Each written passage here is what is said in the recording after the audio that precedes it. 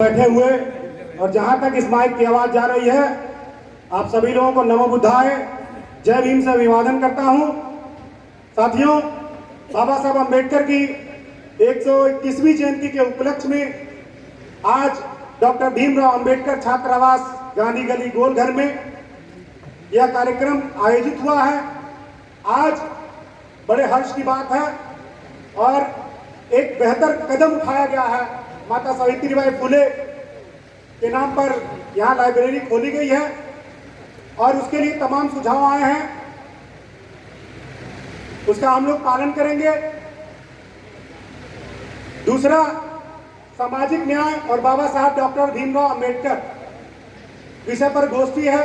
इस पर भी हमारे बीच हमारे अभिभावकों ने, हमारे अगुवाओं ने, हमारे मार्गदर्शकों ने तमाम बातें रखी हैं, उनका भी हम अनुसरण करेंगे। और क्योंकि हमें मंच पर बुलाया कि अपनी बात भी रखनी है, तो बहुत संक्षेप में अपनी बात कहूंगा। साथियों, सामाजिक न्याय में समाज के बहुत सारे अवयव होते हैं और जब एक अम्बेडकरवादी या बाबा साहब बुद्ध को लेकर के चलने वाला कोई व्यक्ति समाज में उतरता है, तो हम देखते हैं हमारा चाहे बुद्धिजीवी हो, चाहे वो गांव में रहने वाला अनपढ़ आदमी हो, जब वो बाबा साहब अम्बेडकर की बात करता है, उसकी एक सीमा रेखा बांध दी जाती है। हमारा डिस्कोर्स अगर गांवों में है तो बाबा साहब अम्बेडकर की मूर्तियां टूटने तक है, शहरों में है तो हमारे समाज में बच्चियों के साथ, महिलाओं के साथ हो रहे दुर्व्यवहार के को लेकर के होता है, और जब इंटेलेक्चुअल लोग करते हैं वो आरक्षण और रिप्रेजेंटेशन को लेकर के करते हैं। लेकिन राजनीति केवल इससे नहीं होती। सामाजिक न्याय के लिए अगर आपको डिस्कोर्स खड़ा करना है और अम्बेडकरवाद को लेकर के चलना है, तो अम्बेडकरवाद के झंडे के नीचे समाज के हर पहलू पर आपको बोलना पड़ेगा, आपको लड़ना पड़ेगा, तब जाकर के समाज में आपकी स्वीकारिता होगी। सभी लोगों को आरक्षण से मतलब नहीं है, सभी लोग रिप्रेजेंटेशन का मतलब नहीं जानते, लेकिन सड़क पर सबको चलना है। अगर बाबा साहब अम्बेडकर का झंडा लेकर के, नीला झंडा लेकर के और जय भीम बोल करके हम सड़क बनाने का आंदोलन करेंगे, तो निश्चित तौर पर बाबा साहब अम्बेडकर से बाकी लोग भी परिचित होंगे, जो केवल बाबा साहब अम्बेडकर को आरक्षण और दलित विमर्श तक ही समझते हैं, जानते हैं। तो हमको, आपको समाज के हर पहलू पर आंदोलन करना चाहिए और इसीलिए मैं कोशिश करता हूं कि समाज में जो और भी चीजें हैं जिससे हमारा समाज डायरेक्ट प्रभावित होता है, जैसे सड़कें खराब हैं और लखनऊ जाना है मरीज को लेकर के, तो सबसे ज्यादा दिक्कत हमारे ही समाज को होगी, क्योंकि हमारा ही समाज पब्लिक ट्रांसपोर्ट यूज करता है, उसके पास लग्जरी गाड़ी नहीं है कि वो लखनऊ जैसी या किसी खराब सड़क पर जाए तो उसको हचका महसूस न हो। अगर एक अस्पताल के निर्माण की बात होती है और उसके लिए आंदोलन होता है, अस्पताल बनता है, जैसे एम्स बना है, सबसे ज्यादा फायदा हमारे ही समाज को होगा, क्योंकि हमारे ही समाज के पास पैसा नहीं कि वो प्राइवेट अस्पतालों में जाकर इलाज करा ले। तो हमको, आपको बाबा साहब अम्बेडकर की लड़ाई को, बाबा साहब अम्बेडकर के नाम को लड़ाई के हर मोर्चे पर ले जा करके खड़ा करना पड़ेगा। जो भी युवा हमारे राजनीति में हैं या राजनीति में जाना चाहते हैं, उनको देखना चाहिए कि इनके बाबा साहब अम्बेडकर की मूर्तियां टूटने के अलावा या दलित पर हो रहे आक्रमण या हमले के अलावा या आरक्षण के अलावा और भी जो मुद्दे हैं उस पर भी हमको बोलना चाहिए। समाज में तभी हमारी स्वीकार्यता बढ़ेगी, हमारे पर चर्चा होगा। और आपको बता दें कि जिस तरह से जब कोई दलित मंत्री बनाया जाता है तो उसको दलित प्रकोष्ठ दे दिया जाता है। अभी एक निषाद मंत्री बनाया गया, उसको मत्स्य वाला दे दिया गया है। तो वो लोग जो ऊपर बैठे हैं ना, वो भी हमको इसी खांचे में, इसी दायरे में रखना चाहते हैं। अभी यहाँ सुरेखा करीम मैडम बैठी हैं, 2010 में हमने शहर में सॉलिड वेस्ट मैनेजमेंट प्रोजेक्ट के लिए आंदोलन किया। अब सॉलिड वेस्ट मैनेजमेंट प्रोजेक्ट आंदोलन जो हो रहा था, जय भीम का नारा लग रहा था, मीडिया नहीं छाप रही थी, क्योंकि मीडिया चाहती ही नहीं है कि दलित सॉलिड वेस्ट मैनेजमेंट प्रोजेक्ट पर बोले, दलित एम्स के लिए लड़े, दलित पुल निर्माण के लिए, दलित यूनिवर्सिटी के निर्माण के लिए लड़े। वो मीडिया भी चाहती है या लोग भी चाहते हैं कि दलित केवल और केवल खाली आरक्षण की बात करें। दलित और केवल जो है, जब अपने ऊपर कोई अत्याचार हो रहा है, बाबा साहब की मूर्ति टूटे, उसी पर बात करें। तो वो भी हमको एक दायरे में रखना चाहते हैं। 6 दिन का अनशन था और 6 दिन सुरेखा मैम यहाँ पर आती थी, हालचाल लेती थी, स्वास्थ्य देखती थी कि कैसा है, वो बनी रही थी। मैं इस मंच से उनको धन्यवाद करता हूँ और आज भी बड़ी सरलता से हमारे बीच उपलब्ध हो जाती हैं, इसके लिए मैं उनको हृदय से धन्यवाद करता हूँ। तो मेरा यही कहना है कि हमको आपको बाबा साहब अम्बेडकर को केवल दलित विमर्श से नहीं, उससे आगे भी ले जाना चाहिए। अभी देखिए कोलेश्वर सर ने बताया कि कैसे नोटबंदी हुई तो उन्होंने बाबा साहब का इस्तेमाल किया, कि बाबा साहब खुद चाहते थे कि नोटबंदी हो। अरे मूर्खों, बाबा साहब ये तो नहीं बताया तुमने कि बाबा साहब ने ये थोड़ा कहा था कि अचानक बंद कर देना। बाबा साहब ने कहा हर 10 साल पर चेंज होना चाहिए, ये थोड़ा कहा था कि बिना बताए चेंज कर देना।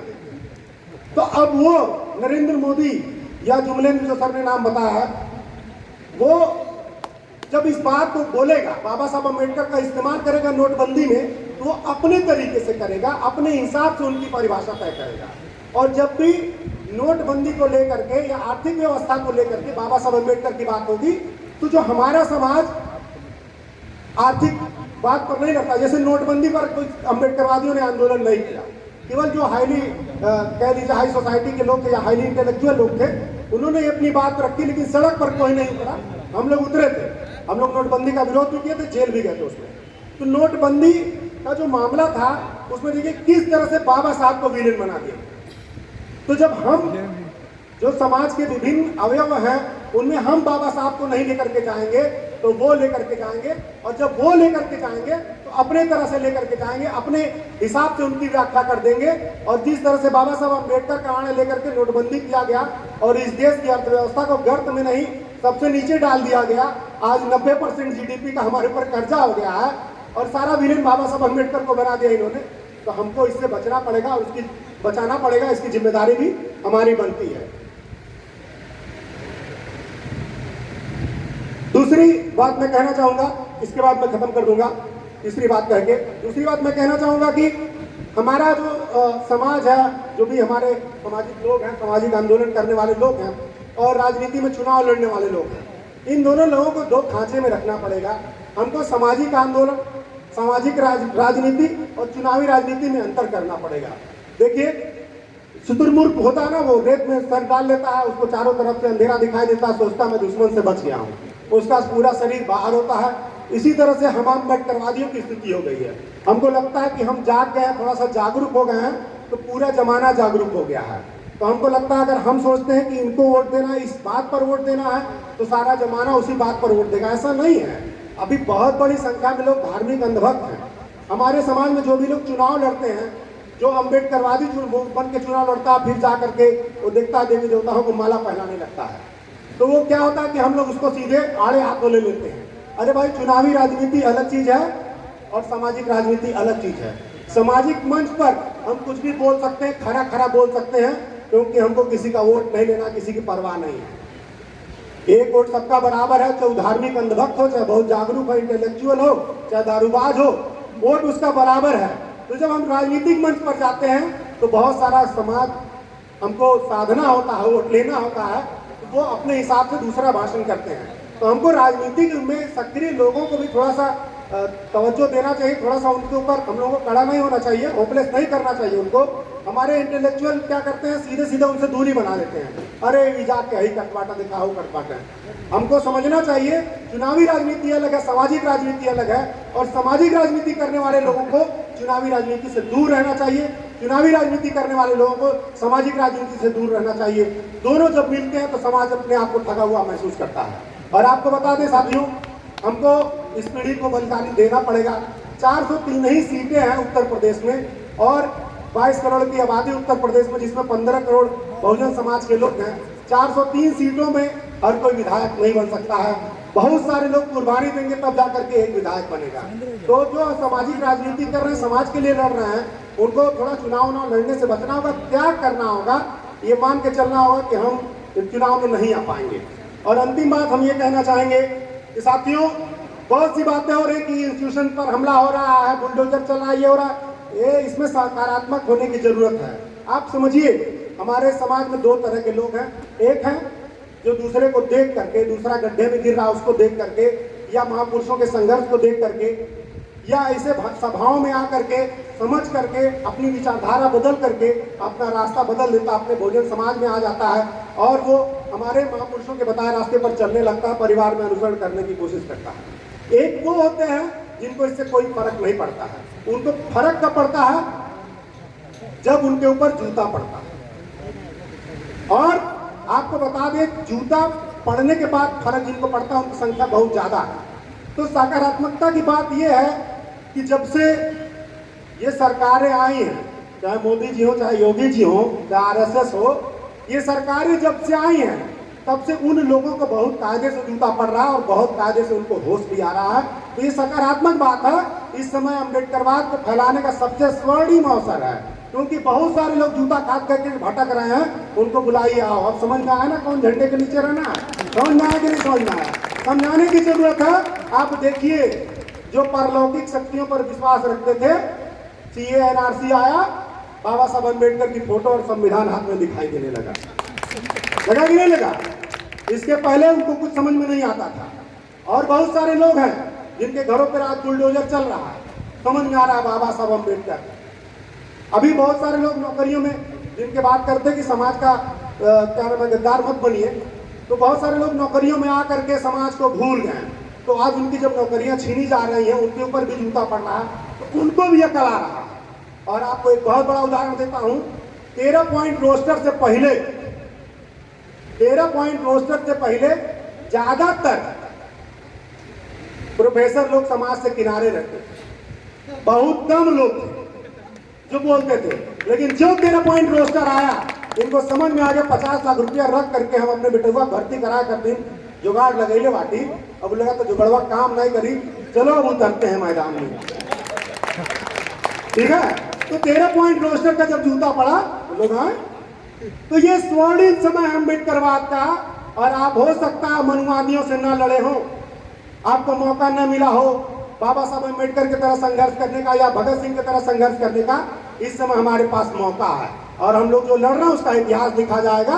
हम लोग अपने जीवन के बाद भी जीते रहेंगे अगर हम लोग लड़ते रहें तो। अंतिम बात ये कहना चाहेंगे, हर मंच से क्षत्रिय और ब्राह्मणों को गाली देने की जरूरत नहीं है, थोड़ा सा अपने गिरेबान में भी झांकने की जरूरत है। ब्राह्मणों ने 3000 साल पहले जातिवाद बनाया था, ये उनकी गलती थी। 3000 सालों तक जातिवाद को जारी रखा, ये उनकी गलती थी। लेकिन संविधान लागू होने के बाद और 14 अक्टूबर 1956 को बाबा साहब अम्बेडकर द्वारा बुद्धम शरणम गच्छामि वाला मंत्र देने के बाद भी अगर हम आज भी दलित बने हुए हैं, तो ये हमारी गलती है।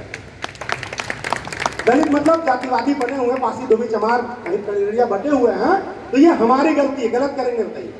संविधान कहता है कि आप किसी से भी शादी कर सकते हो, हम लोग नहीं कर रहे हैं। अरे मैं अभी सर क्षमा चाहूंगा, थोड़ा मैं खींच रहा हूं। चुनाव में हम लोग गए थे तो 5 गांव में सुरक्षित सीट है, एक चमार प्रत्याशी थे, तो उनके ऊपर जहां हम लोग जाते थे टोली में, चमार टोली में, तो जहां उतरा थे वो कहते थे कि दक्षिणा इसमें वोट नहीं देंगे हम लोग। आज जहां दक्षिणा तो कहते थे उतरा नाते उठे। तो जी चमारों में जो उतरा दक्षिणा चल रहा है और उतरा दक्षिणा के आधार पर वोट नहीं देने और शादी विवाह काटने की बात कर रहे हैं, इसमें ब्राह्मण की गलती है? ब्राह्मण करा उतरा दक्षिणा बनिए, बताइए? अरे भाई, उन्होंने ऐसे बहुत सारे उदाहरण प्रस्तुत किए हैं। आप डीएम बनिए, तुरंत गले लगा लेंगे, दामाद बना लेंगे। बोलिए गलत कर रहे हैं? वो गले लगाने के लिए बैठे हैं, हम लोग खुद बटे हैं, हम लोग खुद आपस में लड़ रहे हैं। तो ये जिम्मेदारी नौजवान साथियों के ऊपर है। अरे आपके ऊपर आरोप लगेगा कि आप लड़की को भगा करके ले गए, कोई भगा करके नहीं ले जाता, मोटरसाइकिल पर गाड़ी पर बैठा करके ले जाता है, ट्रेन से ले जाता है, तो भगा के ले जाओ यारो।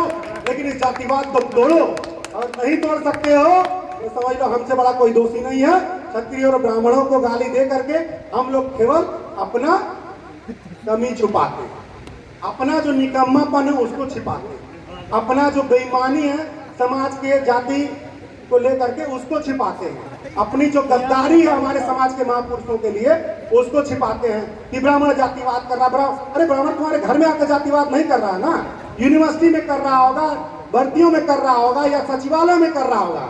तुमको तुम्हारे घर में घुस के थोड़ा कह रहा है कि तुम उतर हाथ चमार दक्षिणा हाथ चमार करो, या पासवान दुसाद बने रहो, ढरोड़ और ग्वाल और यदुवंशी बने रहो। इस घर में घुस के थोड़ा कह रहा है क्या बताइए आप? नहीं कह रहा है ना, तो हमको आपको समझना होगा। और इसी के साथ मैं अपनी बात को समाप्त करना चाहूँगा। और मैं भी आज से सर से सीख ले रहा हूँ कि मैं भी माफ़ी नहीं मांगूंगा कि कुछ गलत किया हूँ, आप सब सही कहा हूँ हम भी, और आप लोग विचार करिए। इसी के साथ सभी लोगों को नमो बुद्धाय, जय भीम। आप लोगों ने सुनने का मौका दिया, सभी गुरुओं को नमन करता हूँ।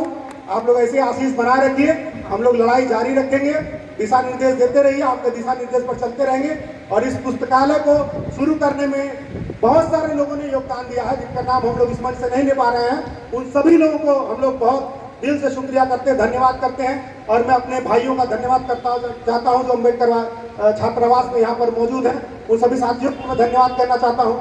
सब लेबर की तरह काम किए यहाँ पर, कोई पेंट कर रहा था, कोई दौड़ रहा था, सब बहुत मेहनत करके ये चीज़ खड़ा किए हैं। आप सभी लोगों को मैं धन्यवाद करके आभार व्यक्त करता हूँ। सभी लोगों को नमो बुद्धाय, जय भीम, लोकतंत्र जिंदाबाद, संविधान जिंदाबाद।